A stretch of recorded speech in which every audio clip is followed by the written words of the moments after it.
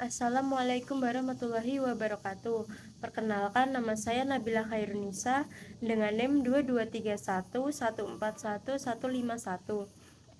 kelas 2E PGMI. Tugas yang saya buat ini untuk memenuhi ujian tengah semester mata kuliah bimbingan dan konseling. Kali ini kita akan membahas bimbingan konseling. Materi pembahasan ada 3. Yang pertama, tujuan dan fungsi bimbingan konseling. Yang kedua, asas-asas dan bidang bimbingan dan konseling.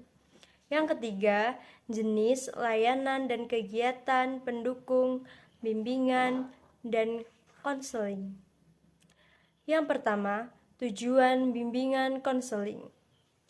Tujuan bimbingan dan konseling adalah membantu individu dalam mencapai A. Kebahagiaan hidup pribadi sebagai makhluk Tuhan. B. Kehidupan yang produktif dan efektif dalam masyarakat. C. Hidup bersama dengan individu lain. D. Harmoni antara cita-cita mereka dengan kemampuan.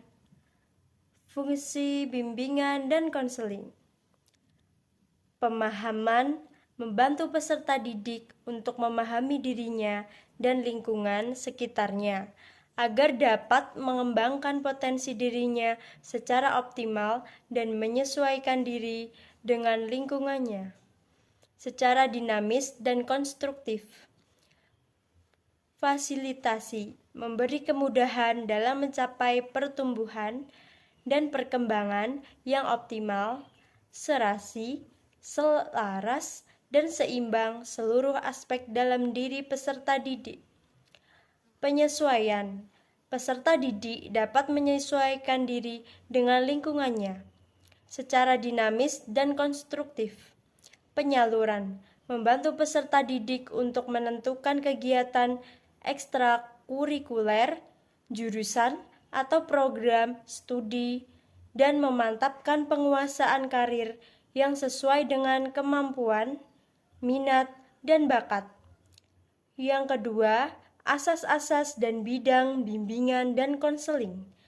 Menurut Kamus Besar Bahasa Indonesia atau KBBI, asas adalah sesuatu yang memandu cara berpikir atau mengemukakan pendapat atau asas ini harus dilaksanakan untuk mensukseskan pelaksanaan program layanan bimbingan dan konseling agar layanan bimbingan dan konseling dapat berfungsi dengan baik dan sesuai dengan cara yang diinginkan. Asas-asas harus ada. Sebaliknya, jika asas bimbingan dan konseling tidak dilaksanakan dengan baik, maka dapat mengganggu proses layanan dan hasil layanan bimbingan dan konseling. Macam-macam asas bimbingan dan konseling. Yang pertama, asas kegiatan. Yang kedua, asas kerahasiaan. Yang ketiga, asas keterbukaan. Yang keempat, asas kesukarelaan. Yang kelima, asas kekinian. Yang keenam, asas kemandirian. Yang ketujuh, asas keharmonisan. Yang kedelapan, asas keterpaduan. Yang kesembilan, asas kedinamisan. Yang kesepuluh, asas alih tangan kasus. Yang kesebelas, asas tutwuri handayani. Yang kedua belas, asas keahlian. Bidang dan bimbingan konseling. Bidang pengembangan bimbingan dan konseling adalah sasaran utama dalam pelayanan bimbingan dan konseling. Macam-macam bimbingan dan konseling. Yang pertama, bimbingan akademik. Bidang bimbingan konseling yang pertama berkaitan dengan akademik. Konselor atau guru BK berusaha untuk membantu para individu atau klien dalam menghadapi masalah-masalah akademik. Yang kedua, bimbingan sosial pribadi. Bidang bimbingan sosial pribadi merupakan bimbingan yang dilakukan tenaga pendidik untuk dapat membantu para peserta didik dalam upaya memecahkan masalah yang dialami oleh peserta didik. Yang ketiga, bimbingan karir. Bimbingan karir dalam bimbingan konseling dilakukan agar dapat membantu individu atau peserta didik dalam melakukan perencanaan, pengembangan, dan pemecahan masalah karir yang dialaminya. Yang keempat, bimbingan keluarga. Bimbingan keluarga menjadi bidang dalam bimbingan konseling yang harus ada. Sebab bidang keluarga ini menjadi upaya konselor untuk memberikan bantuan kepada para individu sebagai seorang pemimpin atau anggota keluarga agar ke depan individu tersebut mampu untuk menciptakan keluarga yang utuh dan harmonis. Yang ketiga, jenis layanan dan kegiatan pendukung bimbingan dan konseling. Jenis layanan, bimbingan, dan konseling. Yang pertama, layanan orientasi. Layanan orientasi adalah layanan bimbingan konseling yang dilakukan untuk memperkenalkan seseorang terhadap lingkungan yang baru dimasukinya. Yang kedua, layanan informasi. Layanan informasi bersama dengan layanan orientasi bermaksud memberikan pemahaman kepada individu tentang berbagai hal yang diperlukan untuk menjalani suatu tugas atau kegiatan untuk menentukan arah suatu tujuan atau rencana yang dikehendaki. Yang ketiga, layanan penempatan dan penyaluran. Layanan penempatan dan penyaluran merupakan layanan komunikatif antara guru, bimbingan dan konseling dengan siswa sehubungan dengan minat, bakat, dan pemilihan karir yang berujung pada masa depan siswa. Yang keempat, layanan bimbingan belajar.